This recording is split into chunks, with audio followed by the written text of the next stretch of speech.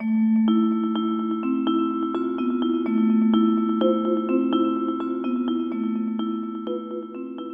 remember, a nickel I could buy a ham sandwich, a nickel I could ride the subway, a nickel I can buy a cup of coffee. Oh, I'm Ernest Kurnow. Well, my title, I suppose, is Professor Emeritus of Statistics. And it's cost me 10 times 5 is 50. A half a buck, I can live for 2 weeks on it.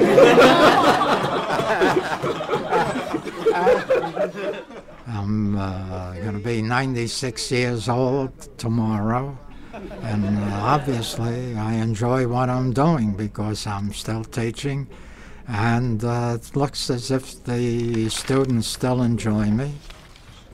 My name is Rachel Edamad, and I am a sophomore at the Stern School of Business. Usually when I'm picking out courses, I go to ratemyprofessor.com, and Professor Kurnow, he received rave reviews. Students said that he was really great, really engaging teacher, wonderful personality.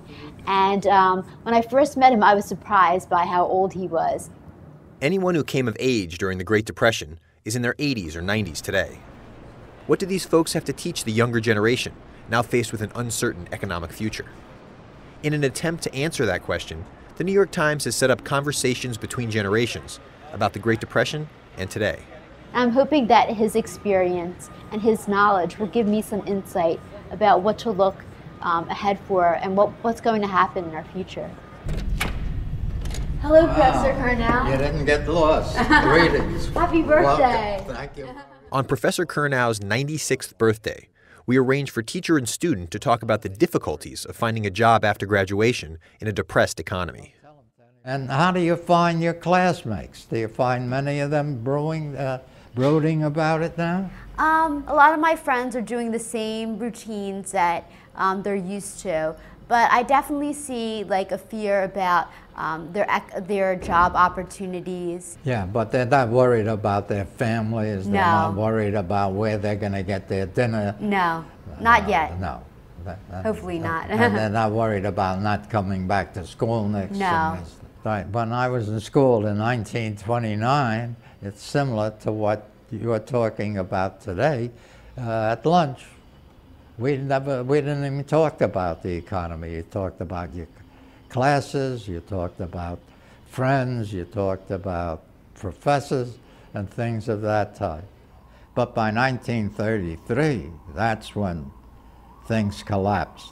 My father lost his job, people were on home relief, there were people living in shelters, people living in the subways. Believe it or not, the best job I could get was as a shipping clerk. And I was so ashamed, and I wouldn't look up, I'd look at the ground. I didn't want anyone to recognize me. Because I really was very distressed. But when I got to the packing house to deliver the packages, I felt relieved. I look around, and they were my classmates. Yeah. Half of the people working that were in there were former students with master's degrees like me. So I realized I don't have to be ashamed of anything anymore. That's the way the world is today. But if, heaven forbid, as they say, we were to have so bad a depression, I don't know how some of these young people will take it. I didn't own a telephone until I was in college, because telephone. But I think, that the economy is better grounded today to sustain such shocks. And hopefully, when you're graduating 2011, That's correct. By 2011, you'll have a job in advancement finance.